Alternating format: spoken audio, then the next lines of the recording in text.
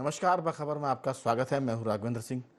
आज हम बात करेंगे वोट जिहाद वर्सेस त्यौहार। चर्चा शुरू करें उसके पहले सबको धनतेरस की बहुत बधाई और शुभकामनाएं। वैसे धनतेरस धन का त्यौहार तो है ही, पूरे 3 दिन 5 दिन चलेगा, गोवर्धन पूजा तक। लेकिन आज धन्वंतरी महाराज का भी दिवस है, क्योंकि समुद्र मंथन में जो अमृत कलश लेकर निकले थे धन्वंतरी जी, आज उन्हीं के उपलक्ष्य में ये धनतेरस है, जिसको धन्वंतरी तेरस भी हम कह सकते हैं। तो सब सुखी हों और सब एक तरह से स्वस्थ रहें, ये भी हमारी कामना है, क्योंकि स्वस्थ रहेंगे तो धन बचेगा, और स्वस्थ नहीं रहेंगे तो अगर धन है तो वो भी चला जाएगा। तो इसी पर सबको बहुत सारी शुभकामनाएं। और आज एक ऐसे संवेदनशील मुद्दे पर बात कर रहे हैं जिसका नाता त्यौहार से भी है और सियासत से भी है। दरअसल कई दिनों से, कई वर्षों से चल रहा है देश के भीतर दरार पैदा करने का सिलसिला, समाजों के भीतर, धर्मों के भीतर। सियासत ने इसे और गहरा रंग दे दिया। आज हम इसी पर इसलिए भी बात करने जा रहे हैं क्योंकि दीपावली का उत्सव शुरू हो गया है और मध्य प्रदेश में बजरंग दल के पोस्टर चर्चाओं में आ गए हैं। उनका कहना यह कि हिंदू करे हिंदुओं से ही खरीदारी। इस पर भारी ऐतराज़ भी है लोगों के भीतर और इसको समर्थन भी है। ऐतराज़ तो समझ में आता है, लेकिन समर्थन मिल रहा है, ये चौंकाने वाली बात है। आखिर ये कैसे हुआ कि इस तरह की बातें कही जाने लगी और फिर इस पर समर्थन भी मिलने लगा। जाहिर है कि आज़ादी के 75 साल हो गए और ये सब कुछ एक दिन में घटित नहीं हुआ। आखिर कौन इसके लिए जिम्मेदार है कि नौबत यहाँ तक आन पड़ी कि अब त्यौहार के वक्त ये कहा जाने लगा कि जो हिंदू है वो हिंदू से सामान खरीदे। दूसरे शब्दों में कहें तो उसी से सामान खरीदो जो आपके पैसों से त्यौहार बना सके। विस्तार से बात करेंगे। चर्चा के लिए हमारे साथ जुड़ गए हैं मध्य प्रदेश के वरिष्ठ पत्रकार सुरेश शर्मा जी, स्काइप पर जुड़ेंगे। टेलीफोन लाइन पर जुड़ गए हैं रघुवर दयाल गोहिया जी, मध्य प्रदेश के वरिष्ठ पत्रकार। और स्टूडियो हमारे साथ मौजूद हैं हमारे वरिष्ठ पत्रकार साथी श्री जयंत सिंह तोमर जी। चर्चा शुरू करें उसके पहले इस मुद्दे पर कुछ बाइट है वो सुन लेते हैं और फिर करेंगे चर्चा की शुरुआत। बड़ा ही निंदनीय कृत्य है भारतीय जनता पार्टी की सरकार में कुछ लोग संरक्षण देते हैं ऐसे लोगों को, ऐसे अराजकता फैलाने वाले लोगों को, संगठन को। मुझे लगता है कार्रवाई करनी चाहिए। ऐसा अगर हर त्यौहार पे हर धर्म हर वर्ग के लोग करने लगेंगे कि अपने ही समुदाय से सामान खरीदा जाए, तो फिर भारत की अनेकता में एकता वाली जो परिभाषा है उसको सीधे नुकसान पहुंचेगा। और ये जो भी लोग हैं ये मध्य प्रदेश में उपचुनावों को लेकर माहौल बिगाड़ना चाहते हैं। हर जिले में, लगभग हर जिले में कहीं ना कहीं ऐसे पोस्टर्स लगाने का कृत्य किया गया है। निंदनीय कृत्य है, हम निंदा करते हैं। हम तो माननीय डीजीपी महोदय और तमाम जो जिलों के कप्तान हैं, पुलिस कप्तान, उनसे भी चर्चा करना चाहते हैं इस विषय के ऊपर कि वो कार्रवाई करें। हमारा रुख स्पष्ट है कि हम लोगों को एकजुट रखने वाले लोग हैं कांग्रेस पार्टी। बीजेपी में माननीय गृह मंत्री जो हैं वो मुख्यमंत्री हैं, वो भी अपना रुख स्पष्ट करें कि वो क्या अपना सोच रखते हैं। भारत के अंदर प्रधानमंत्री मोदी जी ने कहा सबका साथ, सबका विकास, सबका विश्वास। भारत की संस्कृति ये कहती है सर्वे भवन्तु सुखिनः, सर्वे सन्तु निरामया। विश्व एक परिवार है, तो हम तो इस पर काम करते हैं। तो इसीलिए अपने विचार, अपने परिवार, अपने संस्कृति को ताकत देने के लिए जो जो करना है वो जरूर करना है। इसलिए जो ऐसे लोग हैं जिनके बारे में कुछ कहने की जरूरत है, जिन्हें संस्कृति अच्छी नहीं लगती, भारत के मान और सम्मान से पीड़ा होती है, तो इनके बारे में अगर ऐसे पोस्टर लगे हैं तो क्या गलत है। अपना त्योहार अपनों से व्यवहार। विश्व हिंदू परिषद का सभी से आग्रह है कि इस दीपावली के पर्व पर जो भी खरीदी करें वो खरीदी उन समाज के बंधुओं से, छोटे व्यापारियों से करें जो आपके खरीदी से उनकी दीपावली मने, क्योंकि दीपावली पर्व संपूर्ण हिंदू समाज का श्री राम जी के वापसी आगमन, अयोध्या आगमन का पर्व है। इसलिए उस पर्व को मनाने वाले हर हिंदू के घर में दीपावली मने। इसलिए हम सभी का ये कर्तव्य बनता है कि हम अपनी खरीदी ऐसे सभी बंधुओं से करें जिसकी खरीदी से वो अपनी अच्छी दीपावली मना सके। तो हमने सुना, कांग्रेस को भी सुना, मध्य प्रदेश भाजपा के अध्यक्ष विष्णुदत्त शर्मा को भी सुना और इसका समर्थन करने वाले जितेंद्र सिंह चौहान को भी सुना। अब यहीं से चर्चा शुरू होती है कि आखिर ये सब क्यों हो गया। मैं सिर्फ इसमें 2-3 बातें जोड़ूंगा बहुत संक्षेप में। एक तो ये कि हर धर्म को, हर समाज को, हर पॉलिटिकल पार्टीज़ को अपने हीरो तय करने चाहिए। अगर उनके हीरो अच्छे हैं तो जाहिर है कि फिर उस पार्टी की लाइन भी अच्छी होगी। लेकिन अगर आतंकवादी हीरो होंगे, कश्मीर का बुरहान वानी हीरो होगा, दाऊद इब्राहिम के लोग बात करेंगे और फिर APJ कलाम साहब की बात नहीं करेंगे, शहनाई वादक जो हमारे भारत रत्न थे उनकी बात हम नहीं करेंगे, तो फिर ये चीज़ें लगता है कि देश में 2 लाइनें पैदा करने की कोशिश की जा रही हैं। और इसके साथ अंतिम बात यह कि लव जिहाद और पाकिस्तान जिंदाबाद की अगर कोई आलोचना नहीं करेगा और दूसरे मुद्दों पर आलोचना करेंगे तो फिर लोग उन पर सवाल खड़े करेंगे और ऐसी स्थिति में भाजपा या बजरंग दल या विश्व हिंदू परिषद को सियासत करने का अवसर वो चाहे अनचाहे दे ही देते हैं। इसी पर विस्तार से बात, सुरेश शर्मा जी हमारे साथ जुड़ गए हैं स्काइप पर, फ़ोन पर जुड़े हैं रघुवर दयाल गोहिया जी और स्टूडियो में है जयंत सिंह तोमर जी। चर्चा की शुरुआत सुरेश जी आपके साथ। ये लव जिहाद है, सियासत है या त्यौहार वर्सेस जो भी लोग नाम देना चाहें वो दे सकते हैं, लेकिन आखिर ये देश में क्यों हो रहा है? क्योंकि अगर सनातन की बात करें तो वो बड़ा उदारवादी है। एक दिन में सनातन के लोग इस तरह की बात ना तो करते हैं और करते भी है तो कोई उनको समर्थन नहीं करता। देश का बंटवारा धर्म के आधार पर हुआ, इसके बाद भी देश ने अल्पसंख्यक वर्ग को स्वीकार किया और बड़े मन से स्वीकार किया। 75 साल के बाद अगर ये स्थिति बन रही है तो कौन जिम्मेदार है? सभी धर्मों के लोगों को बैठकर सोचना चाहिए, हिंदू मुसलमान सबको। और जो गलती मुसलमान की तरफ से, अल्पसंख्यक वर्ग की तरफ से हो रही है, उनके जो रहनुमा हैं, जो उनके मुल्ला मौलवी हैं, जो उनके जिम्मेदार लोग हैं, वो उसको कंडेम करें, उसकी आलोचना करें। अगर वो नहीं करेंगे ऐसा तो फिर लव जिहाद की बात दूसरा वर्ग करेगा और इस पर सियासत होगी। अगर आप केले में थूक डाल रहे हैं, सब्जी में गड़बड़ी कर रहे हैं, रोटी थूक से बना के कर रहे हैं, इस तरह के वीडियो जब वायरल होते हैं और इस पर धर्म विशेष के लोग आपत्ति नहीं करते तो दूसरा वर्ग ये मानता है कि इनको किसी न किसी का मौन समर्थन है और उस मौन समर्थन का ही ये रिएक्शन है जिसकी आज हम बात करने जा रहे हैं। आपकी राय? देश एक दिन में तो नहीं बदल रहा है, इसके पीछे जरूर हमारी बड़ी गलतियां हैं। सुरेश जी, आपकी राय?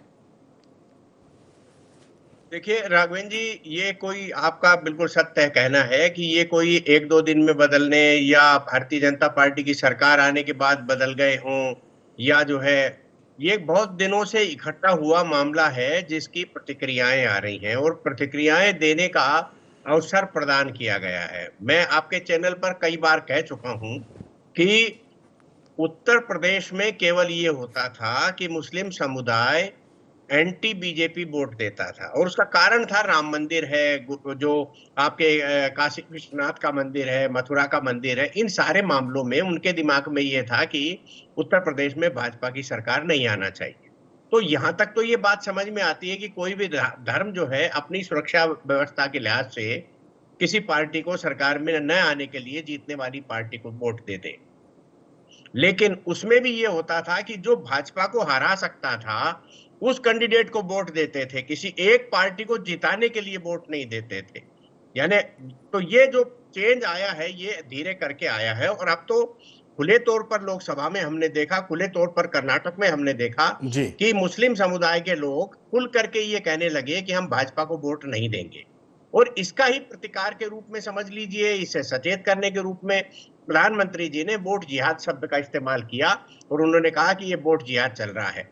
तो आप देखिए कि कितना आगे बात बढ़ गई। एक बात तो मैं ये कहना चाहता हूं, यदि कोई समुदाय विशेष ये तय कर ले कि हम उस समुदाय विशेष को वोट नहीं देंगे जो हिंदू समुदाय के पक्ष का समर्थन प्राप्त करके सत्ता में जा रहा है, तो ये प्रतिस्पर्धा खुल करके धीरे धीरे सामने आ गई। एक बात तो जो जिसको मैं कह रहा था वो ये है। दूसरी बात ये है कि सत्ता का सुख बहुसंख्यक समाज को हिंदुस्तान की पॉलिटिक्स में नहीं मिला और लोगों ने यहां तक कहना चालू कर दिया, राजनीतिक पार्टियों ने, कि हम सांप्रदायिक शक्तियों की सरकार नहीं बनने देंगे। तो सांप्रदायिक शक्ति कौन था ये धीरे धीरे लोगों की समझ में आने लगा और हमने ये महसूस किया कि एक विशेष दल को, जिसको बहुसंख्यक समाज का समर्थन प्राप्त था या जनसंघ के रूप में उसने अपनी विचारधारा को अंगीकार किया था, उसके खिलाफ जो है वातावरण बनना चालू हुआ। तो लोगों के दिमाग में ये आया कि सत्ता का सारा सुख जो है वो लोग लेके जा रहे हैं जिन्होंने भारत विभाजन के बाद एक देश के रूप में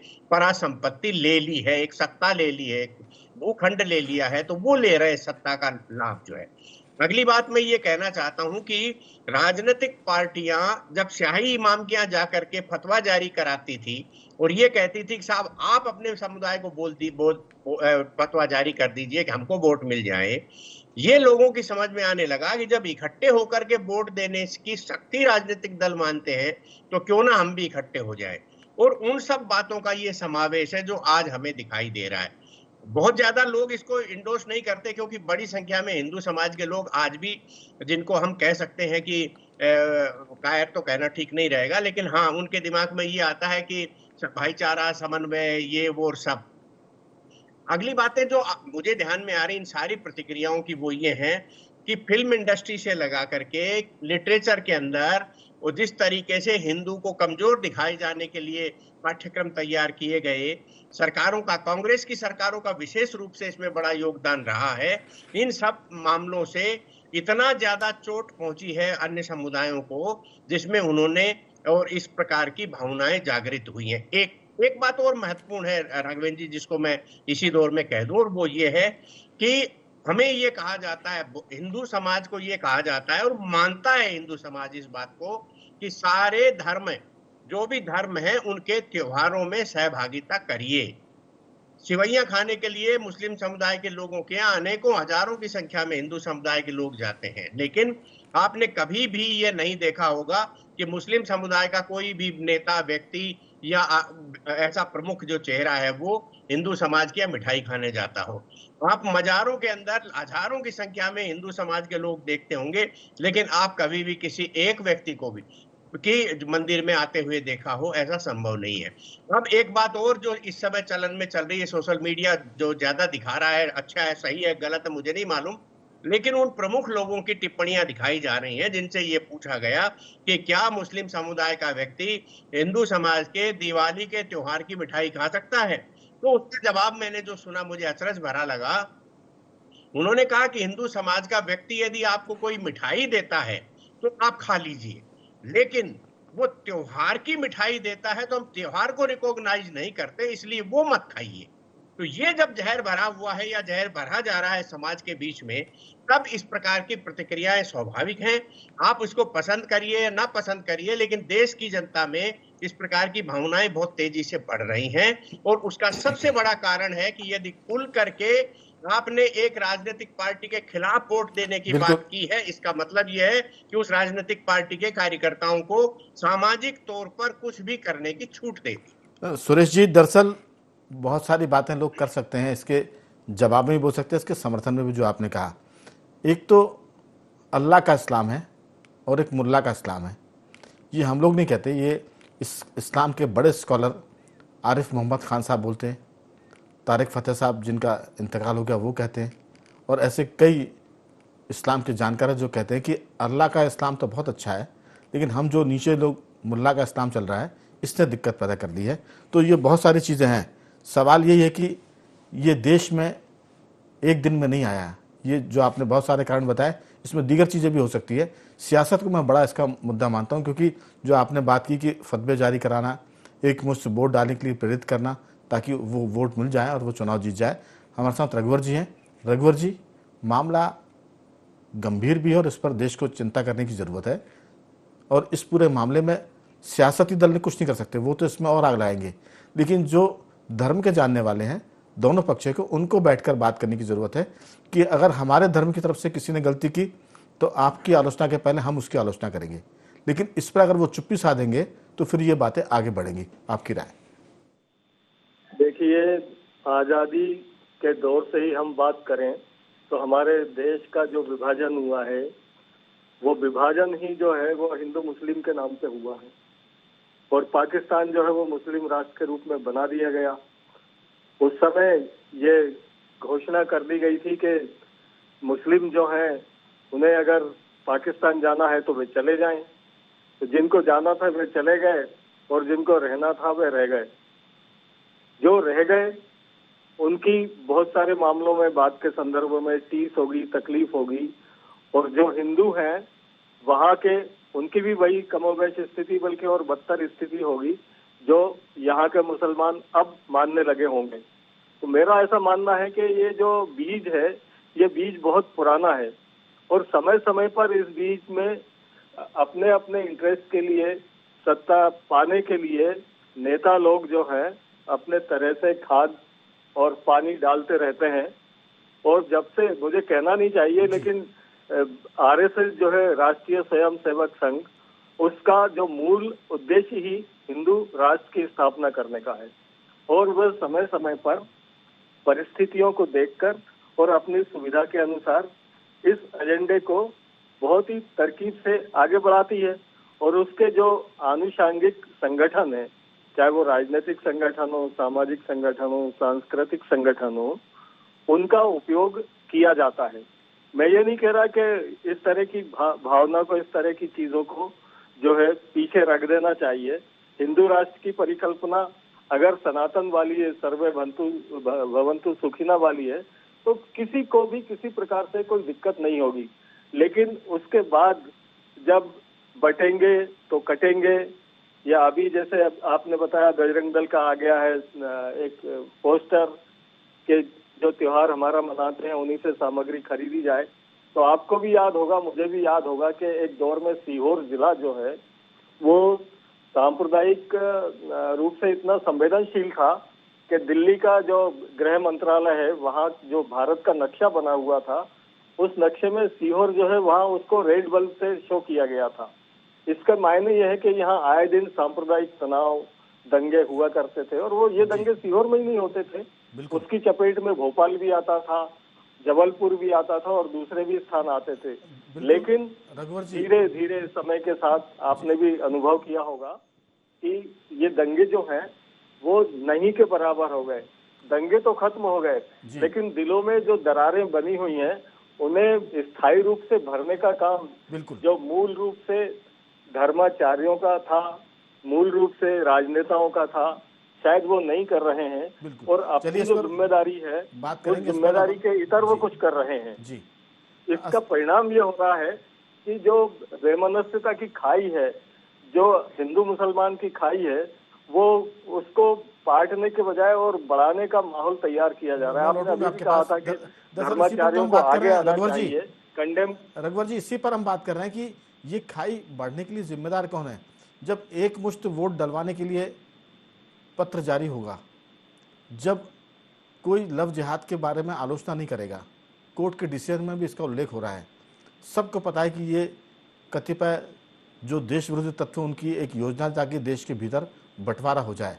हम ये नहीं कहते कि देश के सारे हिंदू मुसलमान खराब हैं, सब अच्छे हैं, लेकिन अगर एक पक्ष से ज़्यादा इसकी संख्या आती है और उस पक्ष के लोग गलत बातों पर चुप्पी साधते हैं, उस पक्ष के समर्थक पॉलिटिकल लीडर चुप रह जाते हैं, तो फिर इस पर मैंने कहा कि जो दूसरा दल है, चाहे जिसको आप बीजेपी के नाम दे दे, आरएसएस नाम दे दे, वो इस पर सवाल खड़े करेगा और इसी का लाभ फिर उनको मिलता है और बाद में फिर हम सब कहते हैं कि ये गलत हो रहा है। चर्चा चूँकि बहुत लंबी और मुझे लगता है कि एक तरह से परिचर्चा जैसी हो रही है, हम इसको परिचर्चा के रूप नहीं देना चाहते। जयंत जी, ये जो सारा मसला है ये इसलिए भी गंभीर है क्योंकि अगर हमारे परिवार के लड़के गड़बड़ी कर रहे हैं और हम चुप हैं तो जाहिर है कि फिर आप उस पर बोलेंगे। दिक्कत वहाँ ख़त्म हो जाती है जब हमारे परिवार से कोई बच्चा गड़बड़ करे और हम ही उसको निकल कर दो तमाचे मारे। जब ये सिलसिला बंद होता है तो फिर मोहल्ले में सियासत शुरू होती है और यही सियासत देश में जाती है। आपकी राय? राघवेंद्र जी, ये पूरा संकट इस बात का है कि हमारी जो क्षुद्र अस्मिताएं हैं और उसको योजनाबद्ध ढंग से अपने वर्चस्व को कायम रखने की जो मानसिकता है जी, वो इसके मूल में है। और ये तो ठीक बात है कि जहाँ भी संकीर्णता है उसका उत्तर संकीर्णता से ही मिलता है, जबकि मिलना नहीं चाहिए, उदारता से मिलना चाहिए। मैं एक बार फिर से लोहिया जी को याद करूंगा। 1963 में जब फर्रुखाबाद में उपचुनाव हुआ, लोहिया जी से कहा गया कि एक मज़ार पर या एक मुस्लिम समुदाय के एक देवालय पर वहाँ वो मत्था टेकें तो एक मुश्त वोट उनको पड़ेंगे। लोहिया जी ने मना कर दिया। और लोहिया जी एक बात और कहते थे कि ये जो ध्रुवीकरण है ये बहुसंख्यकों के ध्रुवीकरण को का मार्ग प्रशस्त करता है, इसलिए मुसलमानों के वोट भी हर दल को ये जाना चाहिए। कौन से सन की बात है? 1963 की बात है ये। देखिए 63 में ये बात थी कि अगर आप मत्था टेकेंगे तो एक मुश्त वोट आपको मिल जाएगा, यानी अल्पसंख्यक वोट का जो मिजाज है वो एक मुश्त जाने का है। सवाल ये नहीं कि वो समाजवादी को मिल रहा है, कांग्रेस को मिल रहा है, लेकिन वो जनसंघ या जनता पार्टी या भाजपा को नहीं मिल रहा है। इसका मतलब कि उनका एजेंडा क्लियर है। जब इस एजेंडे पर हिंदू काम करता है तो फिर वो सांप्रदायिक हो जाता है। इसी पर बहस है पूरे देश में। जी, लेकिन मैं यहाँ पर यह भी कहना चाहूँगा कि संकीर्णता की कोई सीमा नहीं है, कभी धर्म के नाम पर, कभी जाति के नाम पर, उसमें भी तमाम तरह के जो भी कहा जाए बंटवारे हैं, और उस आधार पर हर आदमी, हर कोई अपना अपना वर्चस्व अपनी जाति का, अपने कुनबे का, अपने धर्म का उस तरह से वर्चस्व बनाने की होना मेरे ख्याल से ये चाहिए कि राजनीति को ही तय करना चाहिए कि जहाँ जिसकी संख्या ज़्यादा है वहाँ उस समुदाय के व्यक्ति को प्रत्याशी के रूप में न उतारें, बल्कि जिसकी संख्या कम है उसको उतारें। ये लंबे समय तक होता रहा। मधु लिमये मुंबई के रहने वाले थे, कहाँ बिहार में जाके वो मुंगेर से और बांका से चुनाव लड़े, जबकि उनकी तो कोई संख्या नहीं थी। तो कुछ ऐसा राजनीति में होना चाहिए। और सबसे बड़ी बात कि नागरिकता बोध कैसे पैदा हो, हम एक बेहतर नागरिक बन सकें और एक बेहतर देश बना सकें, इसकी कहीं ना कहीं से शुरुआत भी होनी चाहिए और इसका सिलसिला मजबूत होना चाहिए। बिल्कुल जयंती जी, दरअसल जो आपने बात कही ये तो बहुत पीछे है। पहले तो हम कैसे सत्ता में आए, लेकिन चर्चा के मूल में जो बात है वो ये कि जब देश का बंटवारा हुआ, पाकिस्तान में जो हिंदू रहे वो उनकी संख्या न्यूनतम हो गई। बंटवारे में जो मुसलमान भारत में रह गए वो दिन दूने रात चौगने पुष्पित पल्लवित हुए और इस देश में रच बस गए। इसका मतलब कि यहाँ का हिंदू उदार है, इसमें कोई शक नहीं, क्योंकि उनकी संख्या बता रही है कि अगर हिंदू उदार नहीं होता तो मुसलमानों की संख्या वैसी घट जाती जैसे पाकिस्तान में हिंदुओं की घट गई या बांग्लादेश में घट रही है। सुरेश जी, आपकी बहुत छोटी सी राय, इसमें सियासत तो जिम्मेदार है, मैं बहुत ही दृढ़ता के साथ कह रहा हूँ कि इसमें धार्मिक नेता भी जिम्मेदार है, जो अपने धर्म और मजहब के लोगों को गलत काम करने से ना तो रोक पाते हैं और ना उनकी वो आलोचना कर पाते हैं। आपकी बहुत छोटी सी राय, समय की तंगी है। मैं केवल इतना कह सकता हूं कि जिस भी बौद्धिक व्यक्ति को बांग्लादेश का घटनाक्रम यदि समझ में नहीं आ रहा है तो उसे अपनी बौद्धिक क्षमताओं की पुनर्व्याख्या करना चाहिए। बिल्कुल नहीं बांग्लादेश के अंदर बिल्कुल नहीं करेंगे, क्योंकि सुरेश जी वो बिल्कुल नहीं करेंगे, क्योंकि उनको मालूम है कि मेरा समय मत लीजिए। नहीं, मैं उसमें जोड़ दूंगा, मैं उसमें बढ़ा दूंगा आपका समय। वो बिल्कुल नहीं करेंगे पुनर्विचार, क्योंकि उनको मालूम है कि उनकी लाइन ही यही है। जी, मैं ये कह रहा हूं कि यदि सत्ता बदलाव करना था तो कर लिया। यदि उसके बाद जो हिंदू समुदाय और उनकी बच्चियों के साथ जो बर्बरता की गई है, जिस प्रकार के वीडियो आए हैं, ये वीडियो तो कट पेस्ट नहीं हो सकते जो वीडियो आए हैं वो।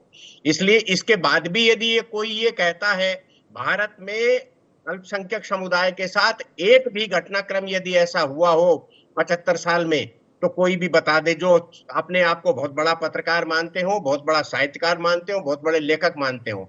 लेकिन पाकिस्तान को देख लीजिए, बांग्लादेश को देख लीजिए, अन्य किसी और देश को देख लीजिए, जो मुस्लिम बहुल क्षेत्र है उसके अंदर ये इसी प्रकार के अनाचार, अत्याचार ये सब दिखाई दे रहे हैं।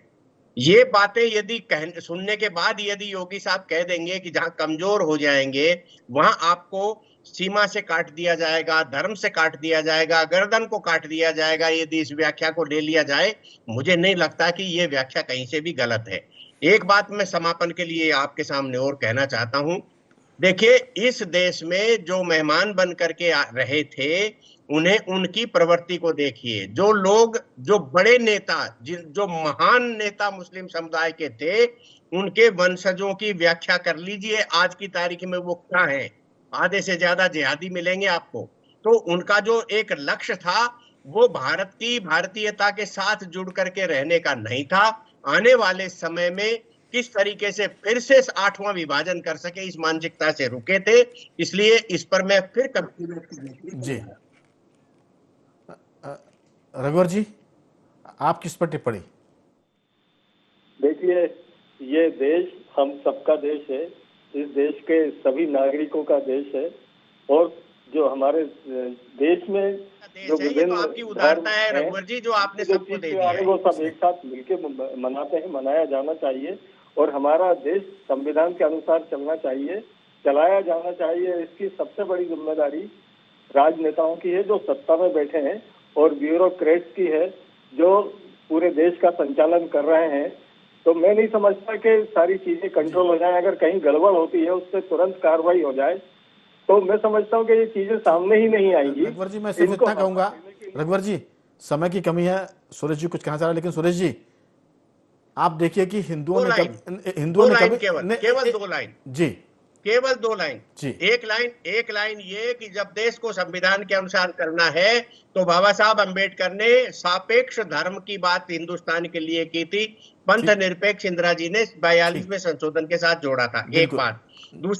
दूसरा ये कहना है कि नेहरू जी ने धर्मदान विधेयक लेकर के आए जो संविधान के बाद में जोड़ा हुआ है, जिसमें हिंदू समाज के सारे मंदिरों का ठीक, अधिग्रहण हो चलिए। गया और बाकी समुदायों के सारे मंदिर और जो उनके धार्मिक स्थल थे वो छोड़ दिए चलिए। गए। अब किस संविधान के अनुसार चलिए, देश को चलना है, समय नहीं है ये स्पष्ट होना सुरेश चाहिए। जी। मेरा कहना यह है जयंत जी कि हिंदू ज्यादा इस देश में, लेकिन हिंदुओं ने कभी नहीं कहा कि उनको मंगलवार की छुट्टी चाहिए, हिंदुओं ने कभी नहीं कहा कि उनको शनिवार की छुट्टी चाहिए। लेकिन देश के जिन हिस्सों में अल्पसंख्यक वर्ग की संख्या बढ़ी, उन्होंने कहा कि रविवार की छुट्टी बंद करिए, जुम्मे की छुट्टी शुरू करिए। अगर ऐसी बातों की कोई निंदा नहीं करता, कोई मौलवी, कोई मुल्ला, कोई पॉलिटिकल पार्टी से लीडर, तब फिर बीजेपी को या संघ को ये मौका मिलता है कि ये उनके समर्थक हैं और जो देश को धर्म के आधार पर कमजोर करने की बातें कर रहे हैं उनके मामले में चुप हो जाते हैं। और जब हम हिंदुओं को मजबूत करने की बात करते हैं तो ये हम पर सांप्रदायिकता का आरोप लगाते हैं। ये मूल बात है। कहीं ना कहीं बेईमानी कर रहे हैं लोग। इस पर आपकी 1-2 वाक्यों की टिप्पणी, समय बहुत कम, खत्म ही हो गया समय। राघवेंद्र जी, धर्म के आधार पर अगर राष्ट्रों का एकीकरण होता तो फिर यूरोप में इतने राष्ट्र नहीं होते और मुसलमानों के इतने राष्ट्र नहीं होते। अंततः हमें इसके मूल में जाना चाहिए कि नागरिकता क्या है, राष्ट्र क्या है। ठीक, इस बात को समझना चाहिए और सभी को समझना चाहिए। लेकिन धर्म के आधार पर तो इस्लामिक कंट्री 56 हो गई है। 56 कंट्री धर्म के आधार पर ही है। तो इस पर फिर कभी बात करेंगे। लेकिन आज इस चर्चा को यहीं रोकते हैं। तीनों मेहमानों का मैं धन्यवाद करूंगा। सुरेश जी आपका साधुवाद, रघुवर जी आपका धन्यवाद और जयंत जी आपका बहुत बहुत धन्यवाद कि आपने इस चर्चा में हिस्सा लिया। तो बख और मैं आज सिर्फ इतना ही। बंद रहिए हमारे साथ और देखते रहिए IND 24।